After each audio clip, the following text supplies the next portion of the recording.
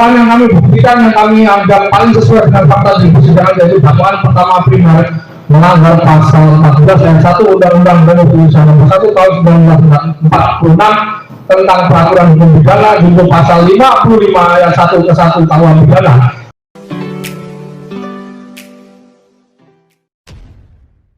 Assalamualaikum warahmatullahi wabarakatuh. Jumpa lagi dengan saya di channel Gagasan Progresif 9, sahabat Subhan Sultan di mana saja Anda berada.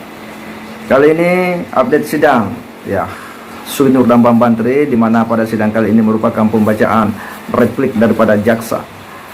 Dan situasi ini membuat Suginur nampaknya betul-betul ya keteteran. Dia pun sepertinya hanya bisa duduk tenang ya di kursi persidangan.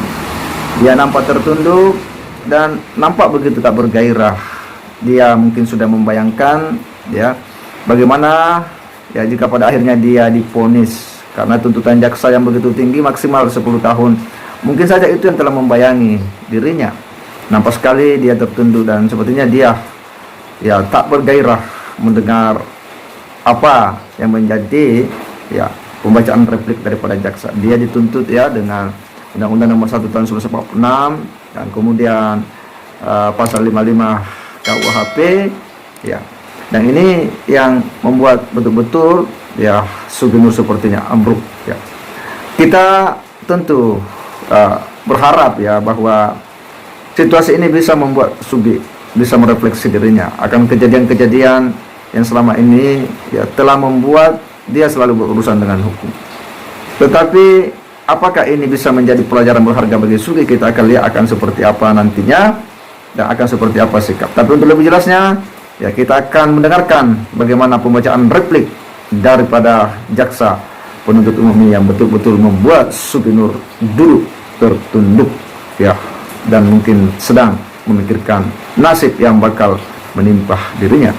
Mari kita simak sama-sama. Perkara pidana dengan terdakwa Suginur Raharja dan Bambang Triyono tidak ada alat bukti berupa saksi-saksi fakta dan alat bukti lainnya yang dihadirkan oleh pihak terdakwa maupun Bambang Triyono di persidangan. Selain 3 orang ahli di depan persidangan juga tidak pernah diperlihatkan surat Presiden Joko Widodo yang palsu sebagaimana yang dituduhkan. Kalau yang dianggap palsu tidak pernah diperlihatkan di persidangan, bagaimana mungkin bisa meninggal dengan ijazah yang asli? Penasihat hukum terdakwa selalu meminta ijazah Jokowi yang asli ditunjukkan, sementara mereka tidak bisa menunjukkan ijazah yang dianggap palsu tersebut. Semua bukti-bukti yang dihadirkan oleh penuntut umum tidak ada yang diterima oleh penasihat hukum terdakwa, tetapi anehnya tidak ada satupun bukti yang dihadirkan oleh pihak terdakwa untuk dijadikan bahan sebagai bantahan terhadap bukti dari penuntut umum. Bahwa terdakwa Suginur Raharja alias Buslo dalam perkara ini didakwa dengan dakwaan pertama primer melanggar pasal 14 ayat 1 Undang-Undang Republik Indonesia Nomor 1 Tahun 1946 tentang peraturan hukum pidana junto pasal 55 ayat 1 ke 1 KUHP. Subsidiar melanggar pasal 14 ayat 2 Undang-Undang Republik Indonesia Nomor 1 Tahun 1946 tentang peraturan hukum pidana junto pasal 55 ayat 1 ke 1 KUHP. Lebih subsidiar melanggar pasal 15 Undang-Undang Republik Indonesia Nomor 1 Tahun 1946 tentang peraturan hukum pidana junto pasal 55 ayat 1 ke 1 KUHP. Atau kedua, melanggar pasal 45A ayat 2 junto pasal 28 ayat 2 Undang-Undang Nomor 11 Tahun 2008 tentang informasi dan transaksi elektronik sebagaimana telah diubah dan ditambah dengan Undang-Undang Nomor 19 Tahun 2016 tentang perubahan dan Undang-Undang Nomor 11 Tahun 2008 tentang informasi dan transaksi elektronik junto pasal 55 ayat 1 ke 1 KUHP. Atau ketiga, melanggar pasal 156A huruf A Kitab Undang-Undang Hukum Pidana junto pasal 55 ayat 1 ke 1 KUHP. Oleh karena dakwaan yang disusun secara kombinasi dan berbasis prioritas dan alternatif bukan kumulatif, sehingga tidak ada kewajiban penuntut umum untuk membuktikan seluruhnya. Bahwa dakwaan yang kami buktikan, yang kami anggap paling sesuai dengan fakta di persidangan, yaitu dakwaan pertama primer melanggar pasal 14 ayat 1 Undang-Undang Nomor 1 Tahun 1946 tentang peraturan hukum pidana junto pasal 55 ayat 1 ke 1 KUH pidana dengan elemen unsur yakni barang siapa dengan menyiarkan berita atau pemberitahuan bohong dengan sengaja menerbitkan keonaran di kalangan rakyat yang melakukan, dan yang turut serta melakukan perbuatan di mana unsur-unsur tersebut telah dapat kami buktikan secara sah dan meyakinkan sebagaimana yang kami uraikan dalam surat tuntutan. Bahwa terkait unsur menimbulkan keonaran di kalangan rakyat, di mana dalam nota pembelaan dari penasihat hukum terdakwa halaman 209 sampai dengan halaman 213 pada pokoknya menyatakan adanya sejumlah demonstrasi, surat-surat laporan polisi hingga pro kontra di media sosial. Menurut penasihat hukum terdakwa tidak membuktikan adanya keonaran di kalangan rakyat, melainkan membuktinya adanya kepatuhan hukum sejumlah rakyat menyalurkan aspirasi dan komplainnya melalui aparat penegak hukum. Bahwa sebelum kami menanggapi pernyataan penasihat hukum terdakwa tersebut, perlu kami luruskan unsur menimbulkan keonaran di kalangan rakyat dalam pasal ini yang benar adalah menerbitkan keonaran di kalangan rakyat, karena kata menimbulkan dengan menerbitkan mempunyai pengertian makna yang agak berbeda. Adapun mengenai pernyataan dari penasihat hukum terdakwa yang disampaikan dalam nota pembelaan pada halaman 209 sampai dengan 213 tersebut, kami tidak sependapat karena berdasarkan fakta di persidangan adanya sejumlah demonstrasi, surat-surat laporan polisi hingga pro kontra di media sosial. Hal ini menunjukkan adanya kegaduhan dan timbul keonaran, yaitu timbul kecemasan sosial atau keresahan dalam masyarakat sehingga unsur menerbitkan keonaran di kalangan rakyat dalam masalah ini menurut kami telah terbukti.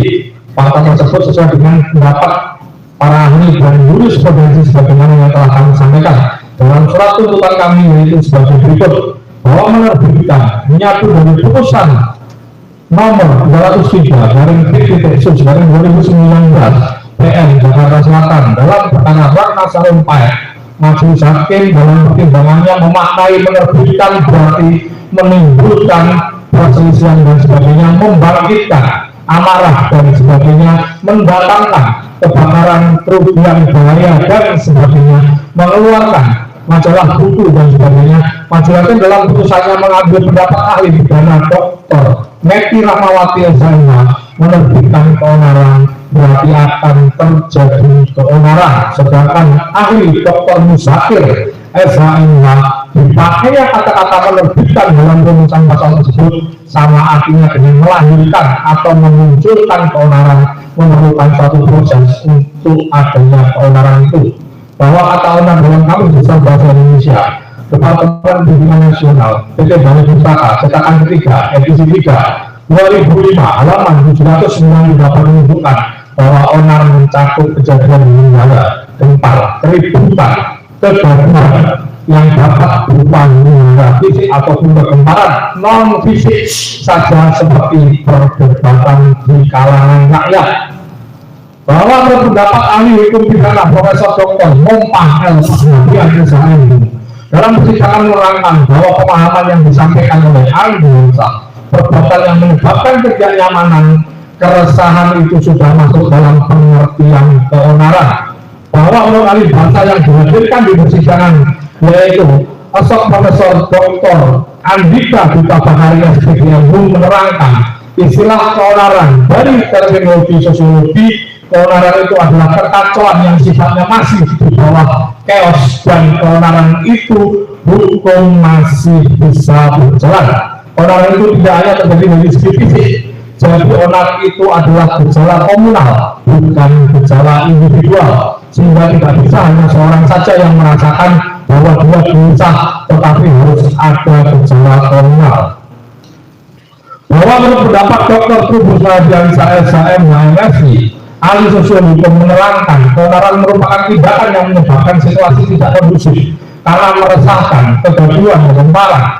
Keonaran dalam sosiologi hanya fokus ke yang meresahkan karena ada pihak yang tidak terima, menyebabkan resah terhadap kategori dalam norma-norma, yaitu norma agama, kesosialan, dan norma hukum itu sendiri. Di atas keonaran adalah kekacauan, yaitu kondisi ribut-ribut, perilaku yang mengarah pada kerugian yang lebih luas, misalnya terjadi fisik. Di atas keonaran adalah perilaku anarkis, berperilaku pada tataran seolah-olah diremehkan. Di atasnya lagi adalah anomi, situasi hukum tidak berlaku lagi, tapi terjadi situasi masyarakat yang mencekam, misalnya kondisi kondisi tragedi Trisakti pada tahun 1998. Ali juga menerangkan keonaran dunia maya sudah cukup tergambarkan dengan adanya kegaduhan dari komen-komen di dunia maya. Keresahan menurut ahli sudah masuk dalam kategori keonaran. Bahwa Dr. Trubus Nadia SHSH MHMSI sudah menerangkan adanya teori representatif perwakilan, yaitu para guru bahasa pendidikan diresahkan karena anggapan sekolah mereka telah menerbitkan ijazah palsu. Hal demikian masuk dalam cakupan teori representatif, yaitu para guru menjadi perwakilan dari sekolah, alumni yang merasa nama baiknya dicemarkan. Bahwa dalam putusan nomor 203/sus dari 2019, PN Jakarta Selatan, Rocky Gerung sebagai saksi dalam perkara Ratno Sarumpait telah memberikan pernyataan bahwa pro dan kontra serta kegaduhan itu saksi temukan di dunia maya, karena dunia maya adalah representasi dari dunia nyata.